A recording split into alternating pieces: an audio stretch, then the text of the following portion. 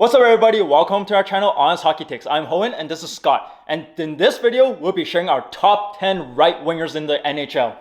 Yeah, so this is going to be a list of our personal 10. Me and Hohen got together. We did a consensus ranking where we each wrote down a bunch of what we thought were our top 10. And we collaborated, came together, and this is the list that we got.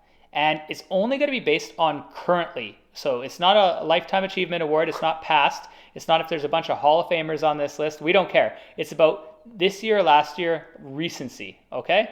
And we're going to start off with number 10 with Hohen over here. Take us away. We have at number 10, we have Vladimir Tarasenko from the St. Louis Blues. We still really love this guy. You know, this guy's good. He had 80 points last season, 30 some goals last season. Very good player. He's a good sniper. I know he had a little bit of a dip this year, but I think he's going to pick it up. Yeah, honestly, what I've always loved about Tarasenko is obviously that wrist shot. It's like my favorite part about his game. He can get it off so quick and so accurately. And we've seen this guy for years score 30 plus goals. And we had that little scare where he had that injury with his shoulder. We didn't think he'd ever be the same. But last year, he was 80 points, over a point per game, and had 34 goals. Can't hate on that. And I have a feeling he's going to bounce back this year as the season goes on as well. And at number 9, we have, from the Toronto Maple Leafs, William Nylander. So Nylander's actually taken a quite positive jump up in the last couple of years. I was never a big fan of this player. As a matter of fact, he was like one of my least favorite players, but he's definitely changed my mind a little bit as of late. He's become a point per game player on a $6.9 million contract, which is actually pretty acceptable. I know when he signed it, it seemed like a little too much, but now it's starting to really pay off. And right now he's got 14 goals to start this year in 27 games already. The guy looks really good out there. He's playing well with Matthews now that Marner and Tavares are playing together, and it really completes a nice top 4 for the Maple Leafs. Yeah, like Scott, I'm still not really a big fan of William Nylander. But you know what? I gotta give him where the credit is due. He plays well with either Matthews or Tavares. It doesn't matter who he plays with. I remember a year ago he had really good chemistry with Tavares. So that's why I have to respect this guy. He can score a lot of goals in different ways, especially in front of the net, is what I notice. And he can also make good passes as well. So. Yeah, and one last thing that I think put him in our top 10, because there was a couple people around that fringe 9, 10, 11, 12 range. But what gave us the edge here for Nylander especially is how in the last couple of playoff series, he's actually really stepped up. It was quite a surprise. Actually, over the last 2 playoff series, he might be Toronto's best playoff performer. And at number 8, we have Mark Stone from the Vegas Golden Knights. He is one of my favorite players in terms of, and the reason behind this is because he can put up good points total, but it's not even the main reason. The main reason is that he's one of the best defensive forwards in the game. He can strip pucks, and I love that about him. He plays hard, and he's the leader of this team. That's why he's the captain of this team. And he never gives up. He plays a full 200 feet game. Love this player. Yeah, no, what Hohen says is completely right. So one of the main reasons that Mark Stone made this list for top 10 for us is because of his two-way play. It's just better than anyone else on this list, like bar none. The best two-way right winger out there. This guy is so good at stripping the puck from people, it's crazy. Like, he's always stealing pucks. And on top of that, he'll play on the power play. He has a great shot still. He's not the fastest skater. That would be the one knock I have on Mark Stone that keeps him around the 8 range here for us. Not very fast, but he's mentally aware. He has very high hockey IQ, and he is a gritty SOB. Like, we got to give the guy credit. I love watching this guy play. He's so rugged, but like he's good at almost every facet of the game. And I just respect his game so much. And from a slower player to someone absolutely not slow at all, number 7, we have Jesper Bratt from the New Jersey Devils. This guy is fast. This is a top 10 skater in the league. He is unbelievably fast. His wheels are just almost like Jack Hughes style. Like, he can just fly up the ice. And in the last 2 years especially, this guy has taken his game to a place that I don't think anyone really expected. No one really thought Jesper Bratt was going to be a guy who was going to be like a dominant offensive player. But you know what? Over his last 100 games, this guy's a point per game player. He has wheels, and we saw him play in person in real life. In real life, it's amazing to watch how fast he is. He suits this New Jersey Devil team so well because New Jersey Devils is a fast attacking team, and he fits it so perfectly here. Yeah, a big part of their identity for sure. And just like we said, like, his point production has been unreal lately. Like, this guy can't be stopped. I swear almost every time I look at the score sheet, this guy's got a goal or an assist. Yeah, the only thing I want to know is I know this is he's on a UFA right now. Contract year. So I'm really curious to see what New Jersey is going to pay him for next season, but we'll see. Yeah, it should be interesting. I think he's earned some money, that's for sure. And at number 6, we have one of my favorite players of all time and one of the greatest American players to ever play the game, and that's Patrick Kane from the Chicago Blackhawks. I know he's not a point per game right now. I know he is not playing at a level that a lot of us are expecting, but again, he's playing on a bottom feeding team with Max Domi. And I think in that regards, he's doing pretty darn well. And I know for a fact that he will eventually get traded. And when that time comes, he's going to come back and wreck the world again because he is absolutely elite on so many levels. He is one of the best passers in the game. He is and look at how DeBrincat is struggling right now without Patrick Kane's passes. It's very, very evident that DeBrincat really thrived off of Patrick Kane's elite playmaking abilities. So I'm sure if you ask DeBrincat right now, he would also tell you that Patrick Kane's one of the best. Yeah, no, this guy has been elite for so many years. And the reason we still have him at number 6 and not lower down on the list is because we're not punishing him just for having a lower point total now. You got to take into consideration where someone's playing and who they're playing with.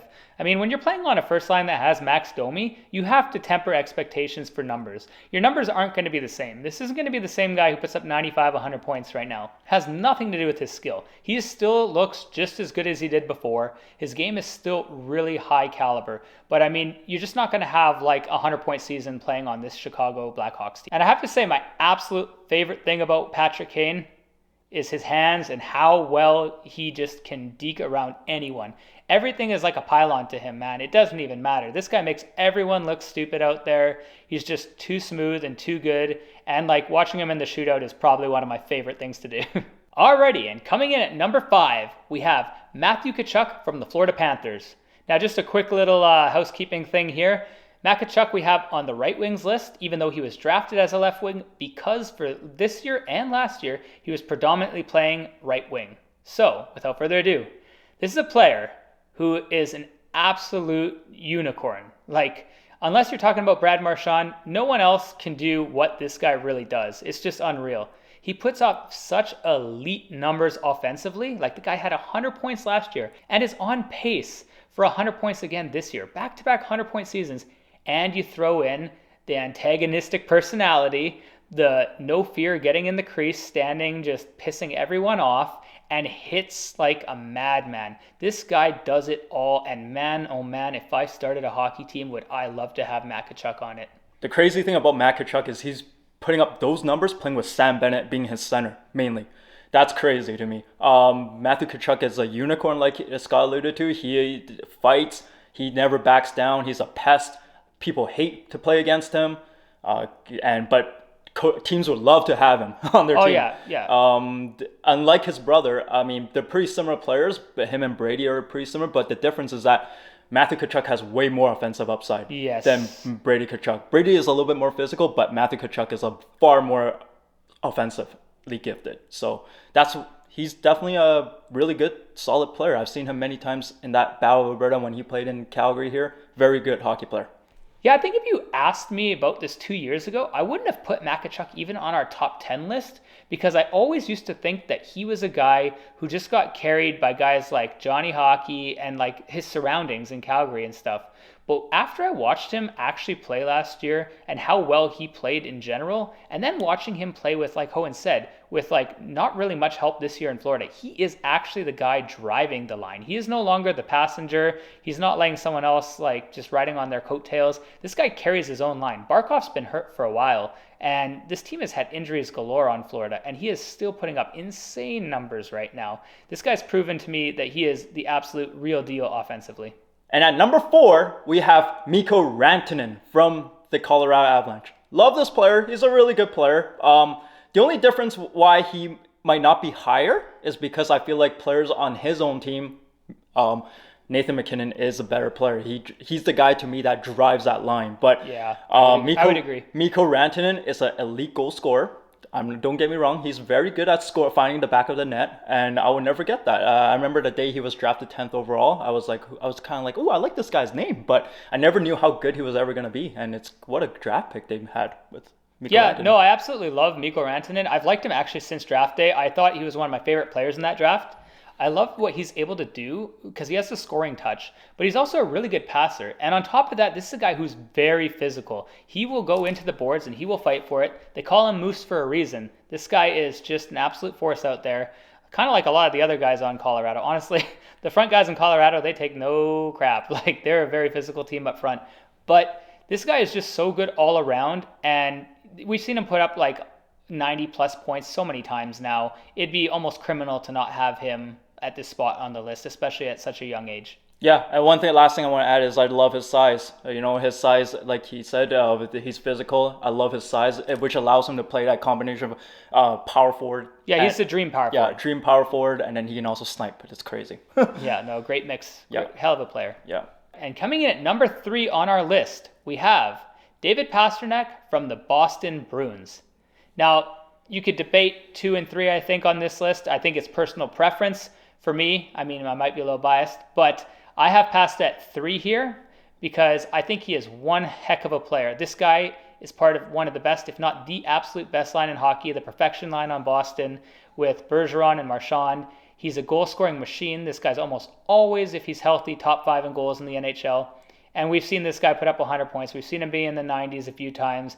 Absolutely offensively amazing and just all-around great player.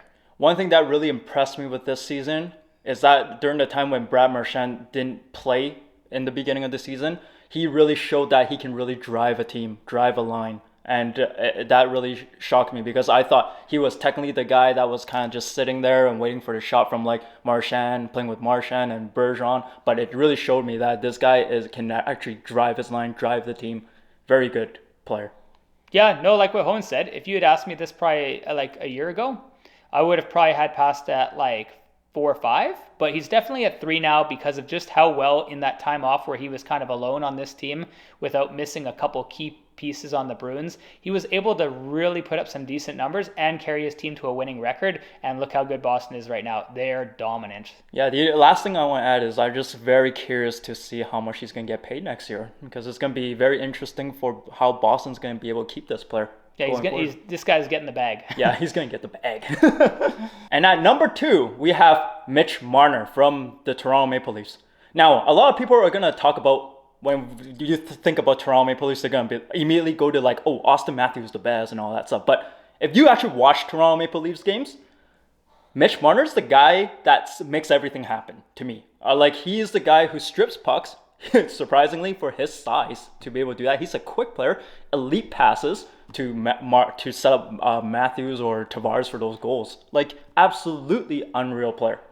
Yeah, and I'm going to go off for a bit here because this is my absolute favorite player in the NHL. And I'm sorry if this sounds biased that we have him over guys like Pasta and Rantanen, but this guy is the true driver of the Toronto Maple Leafs. I know a lot of people don't want to hear that. They all love Austin Matthews, but this is a guy now. He has just been absolutely amazing for so many years. He has been like 90 plus points even when he misses games hurt. And on top of that, this is the guy who can make anyone a 50-goal scorer, it seems like. Like when he played with Matthews, Matthews had 60 goals and an insane season. This year, he's not playing with Matthews. The guy's on a 21-game point streak as of recording this. I have a feeling it's going to go longer. I wouldn't be surprised if it got to 30. And on top of that, he's making Jonathan Tavares, even though he's getting a little up there in age, like in his 32, 33 age range. This guy's putting up insane goals right now. It's just unreal. And now Mitch has added a scoring touch. So everyone always used to say, oh, this guy can only pass. He can't shoot. Well, he seems to be scoring quite fine to me. And some of these goals are coming shorthanded, which is even more impressive because this guy kills so many penalties and never gets the love. Yeah, I love his skating too because his skating is the real reason why he is such a good two-way player.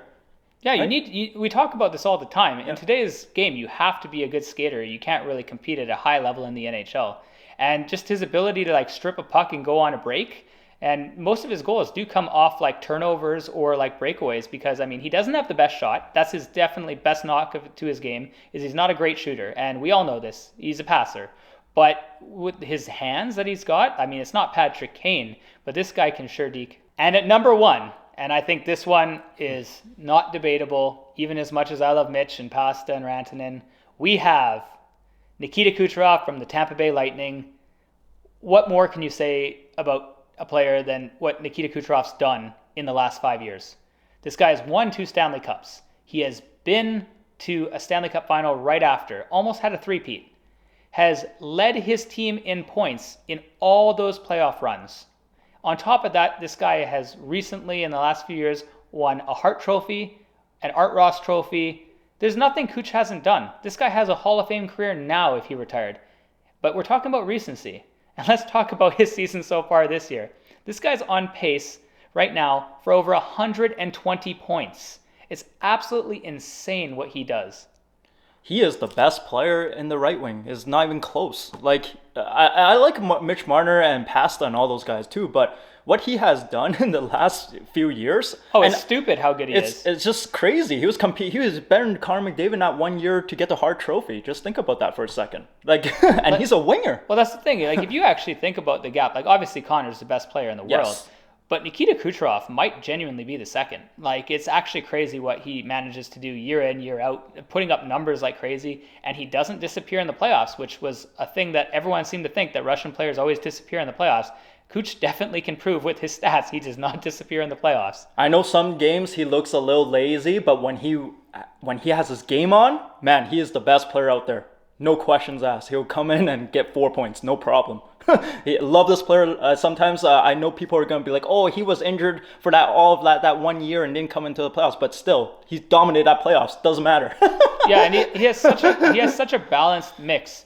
Like, the guy can look for the most beautiful passes, whether it's a slap pass or just some sneaky little between the legs pass, but he also has one heck of a sick fast release on a one-timer. Like, this guy has such an interesting one-timer. He gets it off so quick that goalies don't even know how to react. It's just insane. And his creativity in scoring goals is hilarious. Like, some of the goals that he scores, you can tell he practices shots all the time. Because even Patrick Kane himself said that he watches Nikita Kucherov shooting the puck and learn from him. That's just how insane he is. Like how he scored the no goal against Holtby a few years back. He just let the puck go through his legs. Yeah. He didn't even think about it. Like, this guy's brain is like in a different place when it comes to hockey, and he is very deserving of number 1 on our list. All right, guys. Well, I hope you guys enjoyed our video. Obviously, not everyone can make the top 10. That's why we call it the top 10. If you have any disagreements, feel free to comment below on who you think you would have in your top 10 right wings list. And until then, if you like this video, feel free to subscribe and like below, and we'll talk to you in our next video. Take care. Take care, guys. Bye.